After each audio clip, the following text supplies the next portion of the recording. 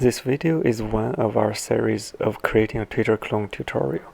In this video, I'll show you how to create production-grade user account creation UI with React Native from scratch. As shown in our demo, user will need to create an account using a phone number. Upon verifying the phone number via 4-digit code, the user can choose a username to finish account creation process.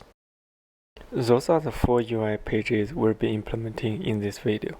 Before diving into details on how to implement those screens, let's first set up our React Native repo.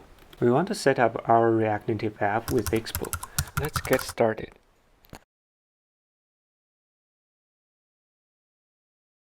This command will install Expo command line interface, so copy and paste. This command will initiate a React Native app with Expo support, so copy and paste. Worth noting here, the command expo init ChatGPT responded is a deprecated command. Usually use npx create expo app instead. Running this command will prompt us to choose a template. We'll choose tabs TypeScript here. It implements a basic bottom navigation tab in the app with React navigation support. Now we have React Native app successfully set up. Let's run yarn iOS to start our app on iOS simulator. You can see that our app is successfully launched. It's a template app with a tab navigation support. Next, we need to set up our UI framework. We'll be using Native Base here. Native Base is a popular UI component library for React Native. It has 18K stars on GitHub. It's a great tool for quickly building production-grade apps with native look and feel. So let's get it set up. ChatGPT gives me a wrong answer here. It didn't understand that I want to set up Native Base on top of Expo, and it provides an outdated link to Native Base as well.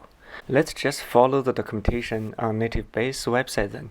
There are 3 commands we need to run, so we'll just copy and paste.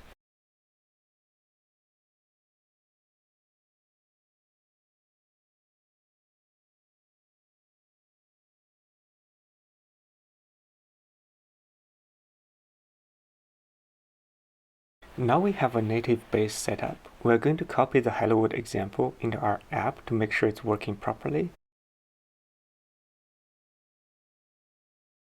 Let's run our app to validate it's working properly after integrating with native base. It worked. Now let's take a look at our UI mockups another time. It may look easy and simple at first, but there are several details that are very important. First, how do we create a button that stays at the bottom of the screen? Second, when the input field is focused, how do we make sure the button's position gets adjusted automatically with a popped-up keyboard? Third, for the phone number screen, how do we make sure to only pop up number keypad? Fourth, how do we make sure the keypad matches our dock theme? We'll be addressing each of them along the way. First, let's create our first screen where user needs to type his or her name and replace the default screen with it when app launches. To create a new screen, we simply need to create a file under Screens folder. We will name it onboarding namescreen.tsx. We'll first implement a simple UI as a placeholder with showing text Hello World. Then we'll go to navigation logic to put our screen at the very top. This way, this screen will be launched by default when the app launches. We will create a stack.screen with name onboarding namescreen and with our previously created component. Changing navigation logic will not be hot loaded. We'll need to press R to reload our app in the console to reflect this change. As you can see here, the home screen is replaced by our new screen. As you can see here, the Hello World is rendered at the edge of the screen where we can barely see. We can fix that by adding a container with safe area tag. That will make sure our content will be rendered on the safe area of the screen. Okay, now we have the foundation to start work on our UI. Let's lay out the important elements on the screen. First is the title of the page. We'll use hiding component from native base. Secondly, it's the input field, and thirdly, it's a button. If we look at the rendered UI, we have all the essential elements on the screen, but it's very different from our target UI. The first thing we need to fix is to place a button at the bottom of the screen. To place a button to the bottom of the screen, we can use Flex component of native base. Flex has a justify content attribute where you can use spaces between. It will add spaces evenly between the children elements. As button is the last element, it will be positioned to the very bottom of the screen. As you'll notice here, as we have heading, input, and button as 3 children elements, those are split evenly. But we want the title and the input to stay at the top of the screen. To achieve that, we can group heading and input together with a VStack, and button within another VStack.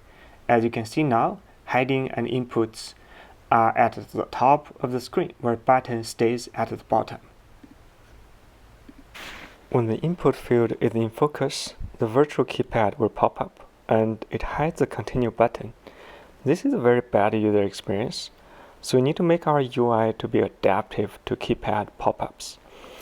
There is a keyboard avoiding view in React where we can leverage, so we'll just wrap our component inside a keyboard avoiding view. Now you can see here, as the input is in focus, the button will automatically adjust itself, move to the top of the keypad when it's popped up. Next, we'll customize the look and feel of each component. To make it reusable, we'll create our own component for each of the native base components we used. So we'll have M42 heading, M42 button, M42 input, and M42 brand components. They're just a wrapping of the corresponding native base components. First, let's change the background to black and add some paddings. With black background, the heading text is invisible. Now let's customize the heading. We'll go to M42 heading.tsx. We're setting color to white, font size to 20, and margin bottom to 5. Now the heading is the same as our mockup. Now let's customize input field. Let's go to M42 input component. With removing the border by setting border width to 0, to increase the font size to 35, make the placeholder text align with our heading by removing the padding, and setting the font weight to bold. Now we will customize the placeholder with changing the text color. The blue blinking cursor is hardly visible, so we'll change that to white by changing selection text property.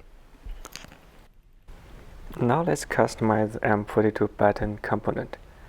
We'll need to change the background to white and button text to black. With adjusting other properties, we finally get our button UI ready.